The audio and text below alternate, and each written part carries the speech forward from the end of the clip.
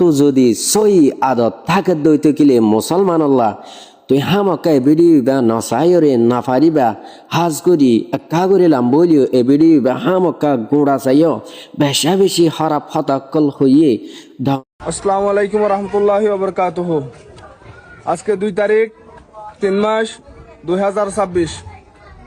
আমি 40 লক্ষ রোহিঙ্গার পক্ষ থেকে একটা অনুরোধ নিয়ে আসছি এবং জনাব তারেক রহমান সাহেবকে পুরা 40 লাখ রোহিঙ্গার পক্ষ থেকে ধন্যবাদ জানাই।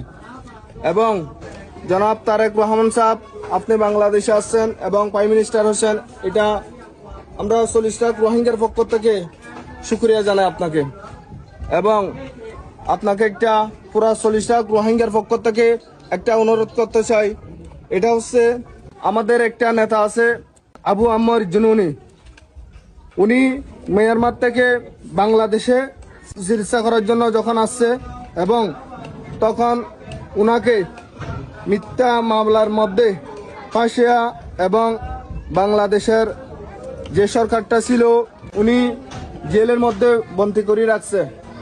এবং আমাদের উনি এরকম নেতা এবং উনার সুখ শান্তি সব কিছু উনি সারি রোহিঙ্গাদেরকে মিয়ানমার সরকার নির্যাতন করতেছে।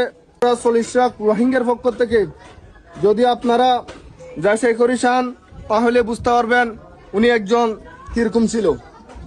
এবং উনি সবকিছু সারার পর মিয়ানমারে যে রোহিঙ্গার পক্ষে নিয়ে রোহিঙ্গাদের জন্য যুদ্ধ করতেছে এবং রোহিঙ্গাদেরকে বাংলাদেশ থেকে পুনরায় সুস্থভাবে মিয়ানমারে ফেরত নিয়ে যাওয়ার জন্য জনাব তারেক রহমান সাহেব আমাদের 40 লক্ষ রোহিঙ্গার পক্ষ থেকে শুধুমাত্র আপনার কাছে একটা অনুরোধ, আমাদের নেতাকে আপনারা দয়া করি আমাদেরকে সুস্থভাবে ফেরত দেন।